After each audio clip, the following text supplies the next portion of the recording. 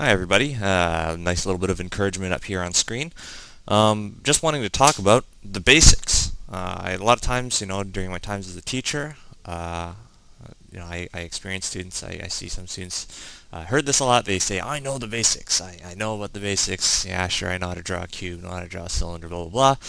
And I want to talk a little about how the basics are actually important, what the basics actually are. Um, You ever heard that story about this guy who got like shipwrecked on an island? He got trapped on an island and there was like nothing to eat but coconuts.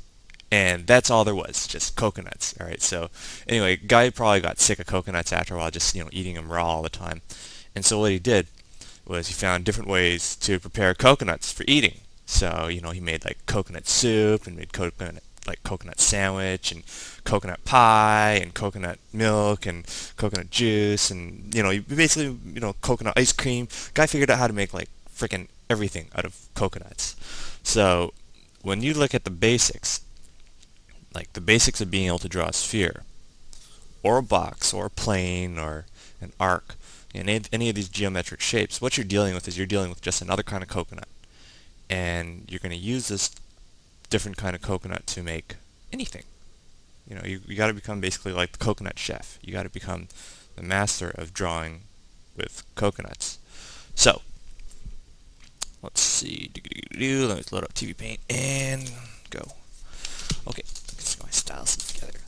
So anyway, wanted to show you guys about the coconut, really. How to draw with coconuts, how to figure out how to draw anything you want, anything under the sun. Let me just rearrange that. Okay, good. So, something like this, an ellipse, or being able to draw a circle. Being able to turn this ellipse as if it's turning from one side to the other. Right? This is the ellipse, the circle really is just one kind of coconut. Because the idea is that this circle can be turned. I can turn it. I can make it turn towards me. I can turn it to the side. I can, this is one way of using this ellipse to do different things. But if I want to, I don't have to draw the entire, ellipse, just like the coconut. I don't have to use the whole coconut. I can just use pieces of it. And I can create the same shape using just pieces of the ellipse, just using arcs. I can get, that, I can give you that illusion that something's turning. Now, some of you, you might have been told you got to create vanishing points and you got to have things that are always turning this way and that, and everything's got to go to a vanishing point and blah blah blah. What these vanishing points are, these are just geometric checks. Okay, this is the equivalent of the little, the little knobby. There's a little knob that goes on your stove that says max, medium, high. And that's all that thing is, right? This thing is just any kind of geometric line, guideline, that kind of thing. It's just a geometric check. It's just something you use to see, like if I have a square, right? If I take a flat plane, if I want to find the center of that, I can stick this in here, stick this in there. This is like taking a thermometer, a turkey thermometer or a roast thermometer, and sticking it into the turkey to see, how hot's in the inside of the turkey. It's just an indicator. And you can't necessarily trust that thermometer like all the time, because if you say stick the thermometer into the turkey and it says, oh, it's only 35 degrees Celsius, it's not hot enough inside, and this outside's like burning, then you're gonna have to change something, because you can tell, shit, the outside's burning. You can tell that there's something wrong. If you're thinking, that you turn the stove to like maximum, and it doesn't feel like it's hot inside, or if it's like a medium and you think, the recipe calls for the stove to be set at medium, but you put your hand inside, and you're just feeling it inside, and you put your hand near the coil and it's just not hot enough, well then you got to crank it up. So, you have to rely on both your knowledge, things that people tell you, they'll tell you that, oh, the center of the box is, the center of the square is that little, intersection of the X, right? That's a geometric check. That's knowledge. But then you also have to be able to feel that, hey, I'm actually looking into this three-dimensional space that I can. You guys have seen some of these this trick in a few other episodes. Yeah, it's like this is a three-dimensional space within which I can reach, right? So you need both. You need your senses. You need the ability to sense that, this thing is going in there. But when things go wrong, or when you have no sense and everything's blank, then you need your knowledge. You need both. So I'm going to just get back to cooking stuff with coconuts.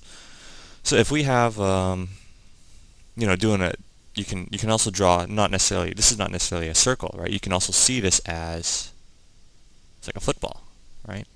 Creating any kind of football shape. Being able to create these shapes and make them from any angle, that's kind of handy.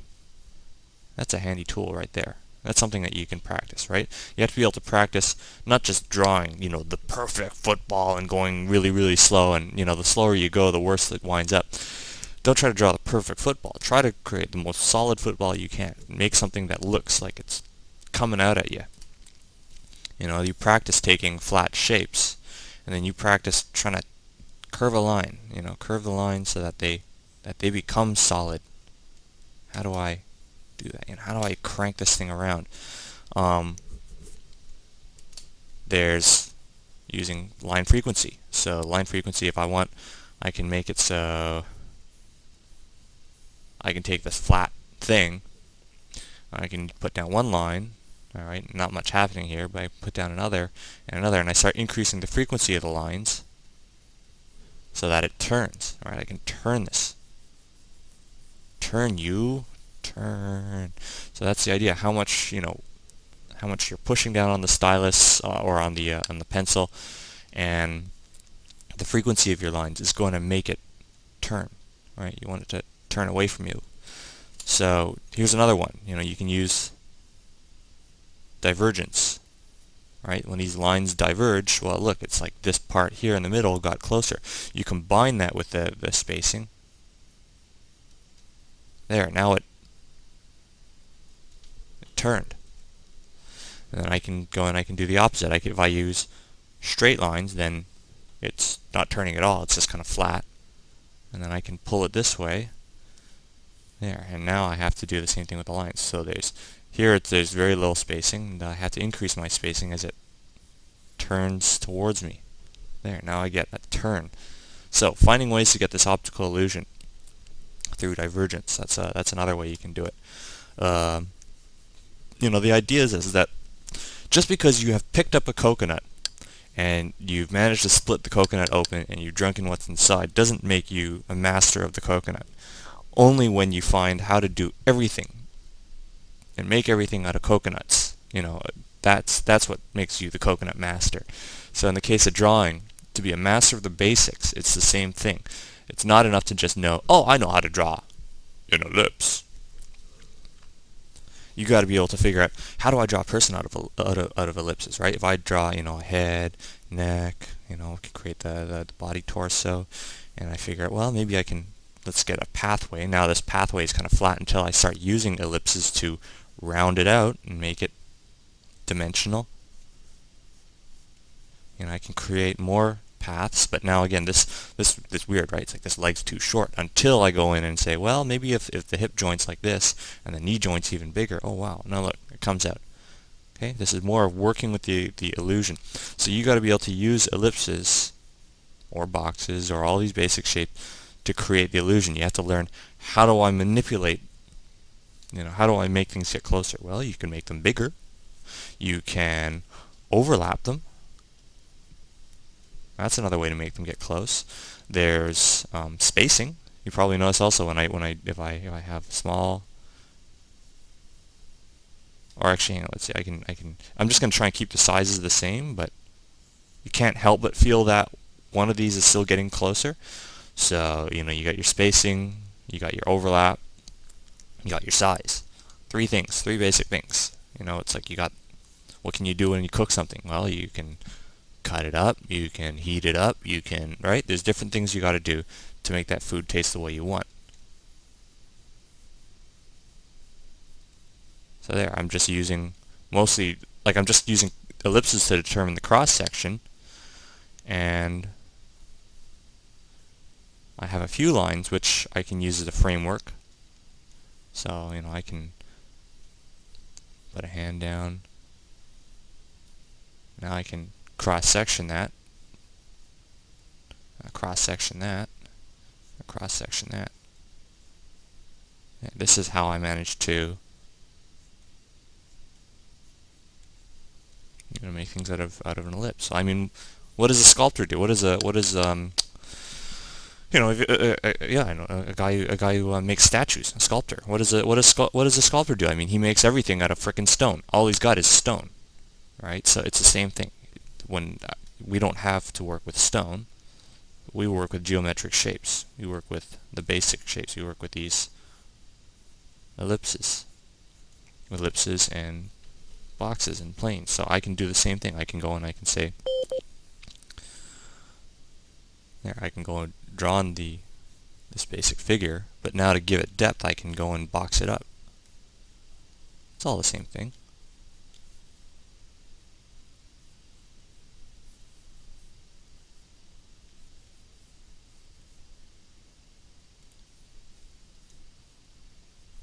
So, same deal. I'm just using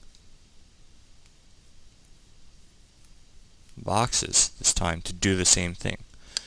And you have to be able to find out, how do I use these things interchangeably? If I can draw ellipses, how do I get a rectangle, a flat plane out of this? Well, I can find the center. There. Now I've gotten a flat plane out of this ellipse. Take a circle, find the center.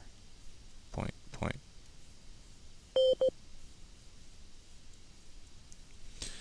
Vice versa, you can go and you can say, I want a flat plane.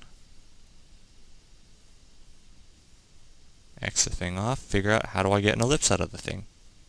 There you go. Got to be able to work back and forth. So that if I want, I can draw a person, or let's just say a person's head.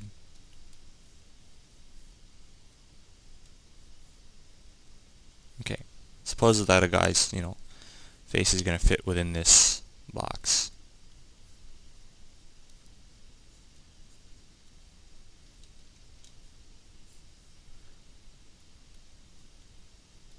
Okay, so I've used a box to create this person's head, and I'm just cutting up this box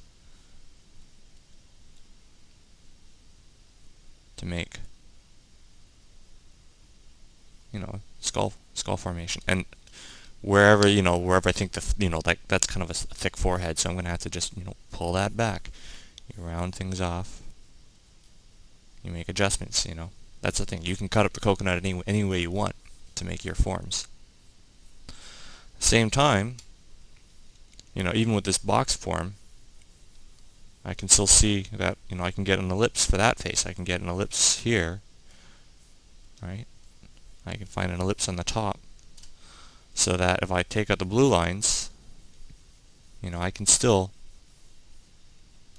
use ellipses to do the same thing. You have to be able to use these basics interchangeably. I use the ellipse to find the, where the eyebrow ridge is.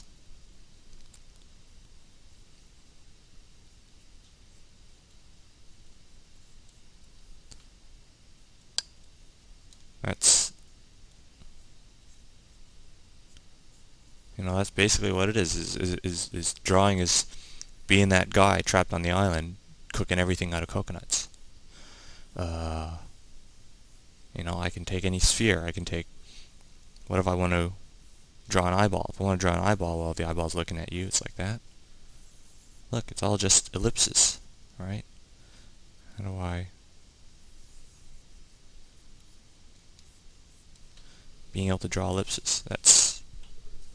Everything is the same thing. It's like, even if this box exercise, I go and I start... Oops, let me use a blue pencil this time. People wonder, how do I do this? How do I take one box, draw another box, draw another box,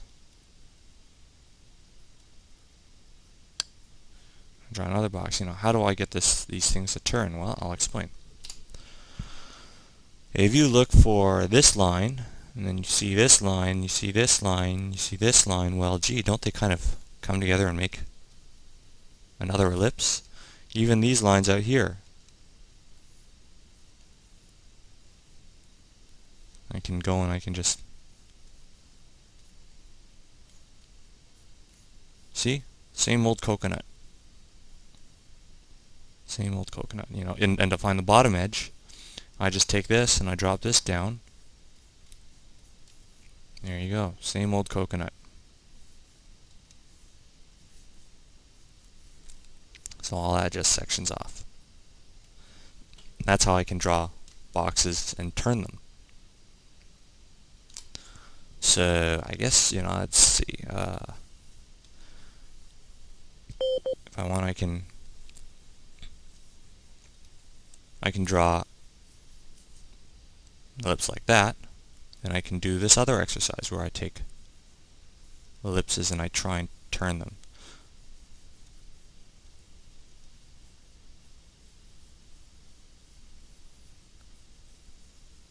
I have to tilt them a bit. Okay. Once I do that, now I can go and turn them into boxes. I've got that ability to. Well, that gets closer. So that goes over here. That drops down. I've got this one here, so this is gonna.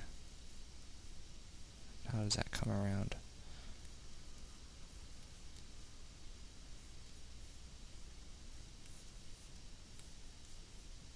So now I'm just using these ellipses to find, some of the edges.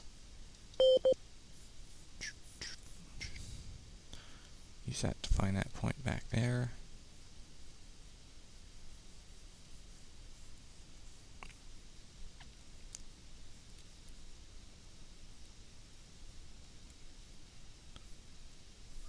Now let's see, I know that it's going to come around like that, so that has to do that, that times that.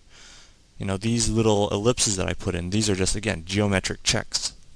They're not, you try and, it's like, it's not imperative that you try and stick with them. Your perceptions, you have to be using your perceptions to find out exactly where things go. Because you'll feel that it's wrong, you feel that it's right. It's like when you're cooking. If you've ever cooked, I've cooked, not microwave meals, but I mean, really cook. Like, I cooked crab before. I've cooked my own crabs. You go to the supermarket, you buy a crab, you kill it at home, and then you cook the thing up. And there's this recipe for cooking the crab. They tell you how long you're supposed to cook it, but sometimes you just got to look at the meat and tell. Look at the color of the crab. Is it turning color right? You just eventually get that perception. You know whether or not the crab is properly cooked. And so the recipe is only a guideline, something for you to start off, because everybody's stove is different. So it's the same thing here. You don't just rely on these little guidelines all the time. Especially if your guidelines are bad. Eventually you want to rely on, at first you use the guidelines because they're kind of helpful, you got nothing else. But once you develop your perceptions, and you still make the guidelines because they help. You still make the guidelines because they help. But if you feel that one of the guidelines is off, then you change it. It's just like the crab, Sometimes if it feels like it's overcooking, you turn that thing off, even though the recipe says there's another 10 minutes left in that crab. So that's that's the thing. You need the knowledge. I can show you things like this. If I use this to figure out how to draw boxes, you need that knowledge. There's a center point there. If I have a box that's here, and I have a vanishing point that's up there, that means that there's going to be that side, that side, that side, that side. There's going to be that, there's going to be that, there's going to be that. Right, there's a knowledge that tells you where all these points are. But then you still need to make it so that your perceptions will also work with that knowledge. Because now I know that any parallel lines that go down, well, I guess these ones will probably go down and hit a vanishing point somewhere down here. So even in that case, I'll have to There's your knowledge, which is going to tell you, where the vanishing points are going to meet. But then if you're, sometimes guidelines aren't perfect. Sometimes you don't put the guideline in just the right place. So you need your perceptions to tell you that you're off, and you have to make the changes. You can kind of just see where it goes. And that's what a lot of this practicing of the basics is about, having to put yourself through the trials of drawing boxes that are rotating. That's you need practice cooking. You need some practice. See, I can tell that if I were to follow these guidelines, okay, now look, this line here is closer, this line here is further, and yet somehow this line is longer than this line, right? I just know from my perceptions that it's off. So what am I going to do? I'm going to have to make adjustments. I'm going to have to figure out, well, there's that. Maybe I'm going to have to truncate that, make that shorter, make this longer. There, now I know. There, that goes there. I also know that this line here is long. That means that this line has to be short. So even though I had my guidelines, I can tell here this one's wrong as well. I'm going to have to adjust that to make it perspective correct. Right? So I don't stick with my guidelines exactly. You gotta use your eyes. You gotta use your eyes. Now I'm going to tell that this line is long. That means that this line has to be shorter. Alright, so I'm going to use the guidelines even up here. This one here. Now this cube is too small for that one. So that's why I don't rely 100% on guidelines, because sometimes, if you just follow them to the letter, you might miss out. You might screw up. The guidelines are rarely, if ever, perfect, especially if they're drawn by hand, and you're going to wind up having to make changes.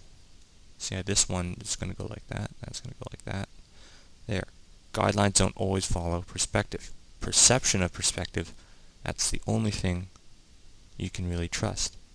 I mean, would you tell, if you were riding a bicycle, right? I know they tell you to sit on the bike, lean a certain way, push the pedals. But, if you feel that you're off balance and, you have to do something slightly different to shift your weight, then do that. Don't wait for someone to tell you to, that oh, you're not following the guideline, blah, blah, blah. You have to trust your own perception of balance. It's the same thing here. Being able to, sense depth, being able to sense how things are rotating, being able to sense that something has solid mass, that's what you trust, not these guidelines. The guidelines are just there because you start out with nothing, and you need something to start off of. That's all. I don't 100%. I don't trust my guidelines 100%. You need your perceptions. So anyway, it's up to you guys to find ways to become coconut chefs. Find ways to use the basics. Use the quadrilateral. Use an ellipse. Find ways to turn things. Find ways to use spacing to. I can use. Okay, so I use that now. I increase the spacing. Now I decrease the spacing. So you can have spacing that changes with surface tangency. So there, that surface is tangential. This surface here becomes tangential to my view. And I also know that I'm going to have to. So I'm using spacing now to affect surface tangency. Or you can use spacing with distance. There's distance spacing. So the further things get away from you, the more spacing there's going to, the less spacing there's going to be, the higher the frequency of the spacing. So this is tangential spacing that you're looking at right now.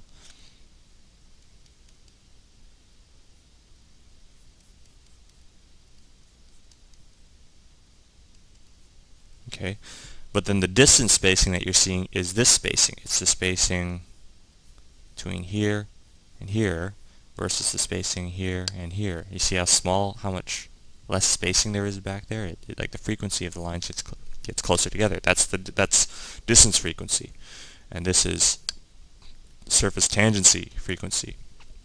So, a lot of people, what they'll do is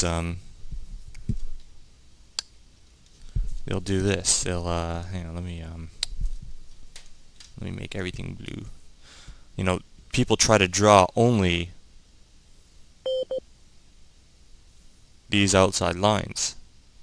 That's how they try to draw everything. And even then they forget the interior line. If you ask them to draw, a donut, what do? They just draw this and this. They don't know that inside the donut, you've got a cross section, you've got this, you've got this. You need to figure out all your cross sections, and once you know where the cross sections are, then the outline becomes obvious. But most people just want to fight. Amateurs, they'll just try and sketch only the outline. You need your interior to find the exterior. You need both. So, I mean, if anything, the interior defines the exterior. These interior lines, these surface tangency hatching, the distance, the distance spacing, right? You need that. So anyway, go out there and become a bunch of coconut chefs, guys. Figure it out.